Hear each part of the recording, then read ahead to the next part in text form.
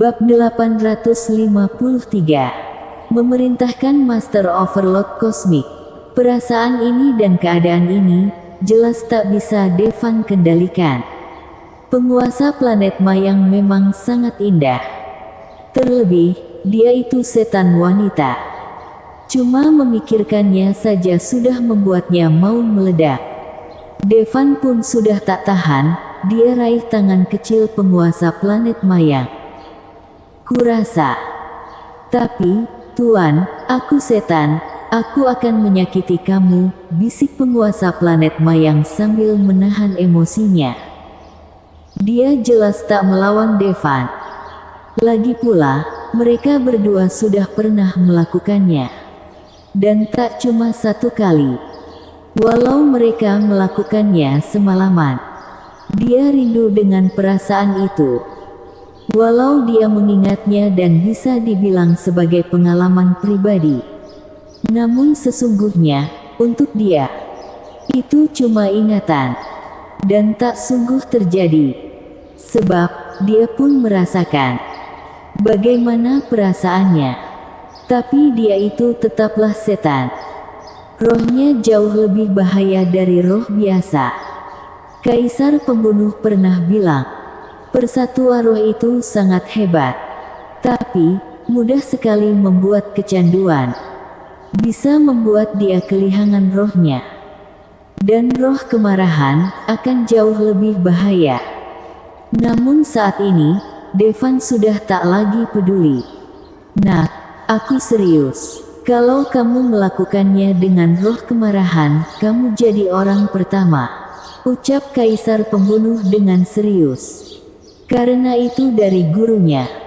Devan pun mau tak mau melepaskan penguasa planet Mayang. Walau banyak yang mengincar setan wanita. Namun kalau memang ditipu, memang tak menyenangkan. Tapi seketika, penguasa planet Mayang mengatakan dengan agak malu, bagaimana kalau Tuan menerimaku jadi budaknya, dengan begitu aku tak akan menyakitimu lagi. Devan tertegun. Dai langsung menanyakan pada Kaisar pembunuh. Guru, apa itu benar? Kalau dia jadi budakmu, jelas tak masalah. Lagi pula, budak tak akan bisa menyakiti tuan mereka. Tak kusangka, dia mau jadi budakmu demi bisa bersamamu. Kaisar pembunuh menghembuskan napas. Dia sudah tahu rasanya dikhianati. Dia sungguh menginginkan perasaan itu. Guru, itu artinya kalau kamu jadi budakku, kamu tak bisa menyakitiku, kan? Ucap Devan sambil menunjukkan senyum jahil. Kurang ajar. Kaisar pembunuh benar-benar geram. Si brengsek ini. Dia tak cuma mau melawan gurunya, tapi bahkan mau dia jadi budaknya. Tak masuk akal. Guru, tak perlu marah. Aku sudah dapat emas hijau Kaisar dengan energi kehidupan yang cukup. Tak lama lagi, kamu akan mendapat badanmu. Ucap Devan. Itu bagus. Tapi, Guru, apa kamu yakin sebelum dapat badanmu? Yang jelas, rasanya beda. Devan kembali bicara padanya. Hei, baik. Devan menatap penguasa planet Mayang di hadapannya. Dia merasakan berbagai emosi. Terlebih, demi membuatnya senang. Orang itu rela jadi budaknya. Gimana kalau coba dulu, kalau berbahaya, baru kita buat kontraknya, memikirkannya sebentar. Penguasa planet Mayang sekarang bisa dibilang jadi wanitanya. Bahkan sampai diadakan upacara. Terlebih, tak baik juga membuatnya jadi budak. Semua terserah kamu, suamiku. Penguasa planet Mayang menjawab agak malu. Devan sudah tak tahan dan langsung memeluk dan menggendong penguasa planet Mayang ke tempat tidur mereka. Setelah 1 jam, Devan pun bisa merasakan rasa nias setan perempuan. Semuanya terasa hampir sama, badannya tidak panas. Tapi yang dibilang kaisar pembunuh itu benar. Roh kemarahan membuatnya rentan terkena serangan roh. Terlebih, kalau setannya sedang dalam keadaan bersemangat, akan muncul gelombang roh yang tak terlihat. Tapi dia dalam keadaan perubahan kirin. Kelihatannya dia tak apa. Malah perasaannya meningkat.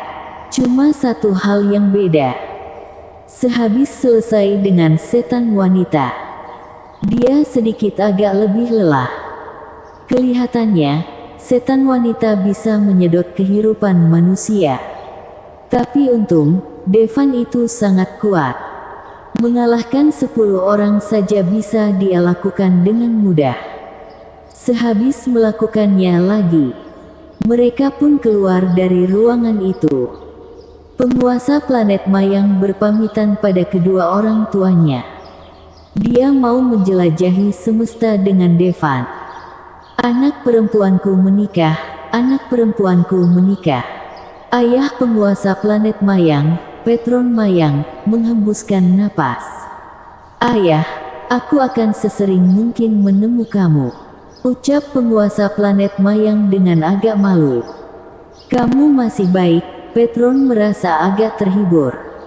Oh iya, menantu yang baik, ada yang harus kuberi tahu padamu. Klan Mayang punai musuh di semesta. Untuk menghindarinya, klan Mayang kabur ke sini ribuan tahun yang lalu. Baru setelah itu kehidupan kami pun tenang. Hati-hatilah waktu membawa Lerita bersamamu. Jangan biarkan musuh tahu siapa kalian, ucap Petron dengan cukup serius. Lagi pula, musuh klan Mayang benar-benar kuat.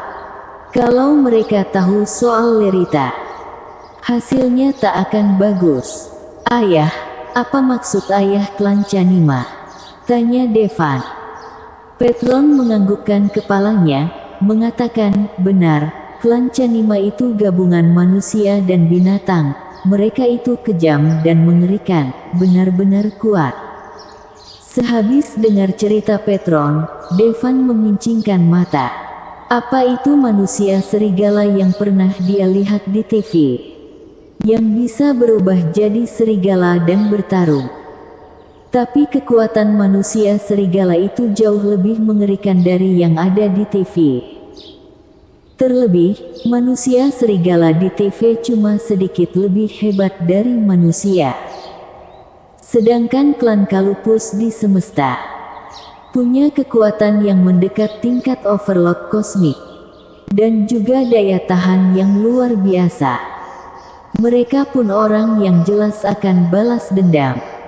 Benar-benar penyebab masalah. Tadinya, klan Mayang dan klan Chanima saling berseteru. Klan Chanima segera memanggil miliaran tentara serigala dan hampir menghancurkan seluruh klan Mayang. Hampir setinggi tingkat overload kosmik. Devan pun tersenyum. Dia sudah berhubungan dengan penguasa planet Mayang, mana mungkin dia biarkan musuhnya mengejar mereka. Yuchi, aku ada permintaan, maaf mengganggumu, Devan bicara pada Yuchi. Tuan, beritahu saja ada apa, Yuchi menjawab dengan sangat patuh. Bawa Nugua dan Sanchi untuk memusnahkan klan Chanima. Devan langsung bicara. Baik, Yuchi keluarkan portalnya dan pergi. Selama ini, walau Devan menghabiskan sebagian besar waktunya dengan penguasa planet Mayang, namun diam-diam dia juga mengisi energi Yuchi. Cuma perlu dilepaskan. Dia itu Master Overload Kosmik. Sampai Yuchi hilang, Petron masih kaget. Barusan, Devan memerintah Master Overload Kosmik. Waktu Yuchi muncul, walau Yuchi sengaja menahan auranya, tapi aura tak terlihat dari Master Overload Kosmik membaut Petron merasa agak takut. Kekuatannya mendekati tingkat Overload Kosmik. Dia juga tahu aura Lord Kosmik. Aura yang lebih besar dari Lord Kosmik. Jadi pasti Overload Kosmik. Devan menganggukkan kepalanya. Barulah Petron paham sekuat apa menantunya. Sampai bisa memerintah Master Overload Kosmik. Tetapi, klan Chanima punya kekuatan bertarung yang mendekati Overload Kosmik. Klan mereka sangat hebat dalam bertarung. Kurasa seorang Master Overload Kosmik, ucap Petron cemas. Bersambung. Bab 854 menghancurkan klan Chanima. Tak masalah. Tunggulah, ucap Devan dengan tenang. Dia pun mengeluarkan alat pengamat yang sudah dia siapkan sebelumnya. Ada beberapa wanita yang sangat cantik terlihat di layar. Ternyata mereka itu keempat Dewi Agung, Yuchi, Nugua, Sanchi, dan Sinhe. Mereka bagai bidadari yang keluar dari lukisan. Tidak, bahkan berkali-kali lipat lebih cantik dari bidadari. Semua bagian badan mereka sangat sesuai dengan selera pria. Banyak pria dari planet-planet Mayang yang tergila-gila melihat mereka. Mereka merasa sayang sebab para wanita itu cuma ada di surga, tapi beberapa kali turun ke bumi. Petron saja sampai takjub. Dia cukup tenang dengan penampakan anaknya. Lerita itu bisa dibilang yang terbaik. Bahkan diakui satu galaksi. Namun wanita di hadapannya tak kalah dari Lerita. Dan wanita dengan nama Yuchi. Dia Master Overload Kosmik. Sekarang ini klan Chanima sedang menyerang sebuah galaksi. Klan Chanima suka sekali bertarung dan menjarah. Semua planet yang mereka serang pasti hancur. Klan Chanima kabur. Waktu tahu klan Chanima menyerang, semua orang sudah mau kabur. Tapi sayang, klan Chanima tak membiarkan mereka. Mereka sudah menutup semua jalan keluar. Aku anggota klan Chanima. Semua yang melawanku akan musnah, yang patuh pun juga akan mati. Ketua klan Chanima tertawa seram sambil berdiri di angkasa. Para serigalanya pun langsung ke planet di bawah mereka. Mereka membunuh dengan gila-gilaan. Manusia serigala dengan jumlah yang tak terkira. Langsung memenuhi planet itu. Bagai belatung yang mengerubungi bangkai. Planet itu pun seketika jadi neraka yang mengerikan. Konon, tempat yang sudah dirusak klan Chanima tak akan bisa lagi ditanami rumput. Itu tak dilebih-lebihkan. Kira-kira tak sampai sehari, semua yang hidup di planet ini akan musnah. Dan itu tak cuma terjadi di planet ini. Di galaksi ini, banyak sekali yang seperti itu. Biasanya, yang dilalui klan Chanima akan lenyap seluruh galaksinya. Mereka menghancurkan seluruh kehidupan di galaksi. Menjarah semua kekayaannya. Mereka bahkan menyerap energi pada bintang-bintang sampai padam dan hilang. Itulah klan Chanima. Orang-orang pun kaget waktu mendengar itu. Tapi, seketika ada beberapa wanita cantik muncul. Waktu mereka muncul, mereka langsung menyerang pasukan klan Chanima. Nyawa redup, api curah surya, terjangan es. Bersama suara yang menakjubkan itu, puluhan juta keturunan serigala itu terlalpe api dan langsung jadi abu. Puluhan juta keturunan serigala langsung membeku. Miliaran keturunan serigala tumbuh dengan cepat, membusuk dan jadi debu. Seketika, ribuan keturunan serigala pun langsung mati. 4 Master Overload Kosmik. Ketua klan Chanima menatap para wanita cantik di hadapannya dengan badan yang bergetar. Waktu lawannya menyerang, dia langsung tahu kalau mereka itu Master Overload Kosmik.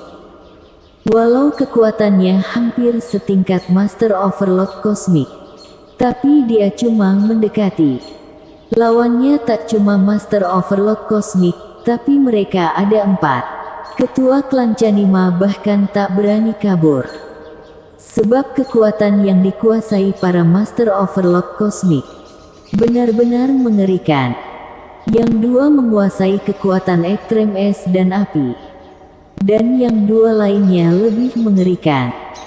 Kekuatan yang mengendalikan kehidupan serta mengendalikan waktu. Klan Chanima sudah melakukan kesalahan. Ketua klan Chanima mengatakan dengan bergetar. Walau ketua klan Chanima melakukan banyak hal jahat, mereka itu pintar. Tak pernah cari masalah dengan yang lebih kuat dan berkuasa. Mereka sengaja memilih galaksi kecil yang terasing untuk dihancurkan. Itulah sebabnya, walau mereka sudah melakukan banyak hal buruk, walau sudah bertahun-tahun, mereka masih baik-baik saja. Mereka tak mengerti. Mereka cari masalah dengan siapa. Sampai muncul 4 Master Overlord Kosmik. Ketua klan Chanima, aku mewakili klan Mayang mau membalaskan dendam. Yuchi mengatakan dengan suara yang dingin. Klan Mayang. Ketua klan Chanima merasa tak percaya. Dia teriak, mustahil. Yang paling kuat di klan Mayang itu cuma tingkat Lord Kosmik, dan mereka tak punya hubungan dengan Master Overlord Kosmik manapun. Sebelumnya memang tak ada, tapi sekarang sudah ada. Nugua mengatakan dengan tenang. Kalian ini siapa? Tolong beritahu. Ketua klan Chanima tahu ini adalah akhirnya. Kami dari Imperial Eponia, ucap Nugua dengan santai. Imperial Eponia. Ketua klan Chanima mengulanginya. Tadinya, dia kebingungan. Akhirnya, dia pun teringat. Begitu ya, dia. Ketua klan Chanima mengatakan dengan wajah ketakutan. Ketua klan Chanima, kamu sudah banyak melakukan hal keji. Atas nama Imperial Eponia, aku menghukum mati kamu. Aku memang salah. Ketua klan Chanima tak melawanan. Terlebih, dia tahu maksud Imperial Eponia. Itu berarti legenda semesta sudah kembali. Es, api, redup, busuk. Aturan kosmik keempat orang itu terus mengenai ketua klan Chanima. Ketua klan Chanima teriak dan badannya dilalap api. Lalu, dia jadi beku. Kemudian makin kusam dan membusuk. Ketua klan Chanima pun mati dengan rasa sakit yang luar biasa. Ini pun belum selesai. Yuchi kemudian mengeluarkan roulette penentu kematian. Dia oleskan darah ketua klan Chanima yang dia kumpulkan tadi. Waktu Yuchi pergi, Devan menyuruhnya untuk membawa roulette penentu kematian. Sebab, dia mau seluruh klan Chanima musnah. Orang-orang klan Chanima yang menyerang planet lain seketika langsung terbakar. Klan Chanima pun musnah sejak itu. Waktu melihat ini, yang paling semangat tentu saja klan Mayang. Klan Chanima dulu menyerang klan Mayang, dan memusnahkan galaksi klan Mayang. Petron langsung membawa anggota klan yang selamat ke galaksi Bimasena, untuk menghindar dari pembantaian. Tapi banyak sekali saudara, kawan dan orang-orang klan yang tewas akibat klan Chanima. Benar-benar benci pada klan Chanima sampai lubuk hati mereka yang terdalam. Klan Chanima pun mendapat balasannya. Tapi, Petron seketika jadi cemas.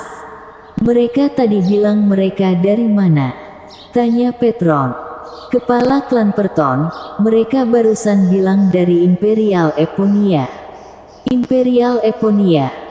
Imperial yang dulu sangat besar itu. Jelas Petron pernah dengar. Pendirinya, Virgil, itu orang yang sangat kejam dan mengerikan di semesta. Demi mengalahkannya, sampai menghabiskan setengah sumber saya semesta dipakai. Walau begitu, Mereka masih susah sekali untuk memusnahkan Imperial Eponia. Bersambung.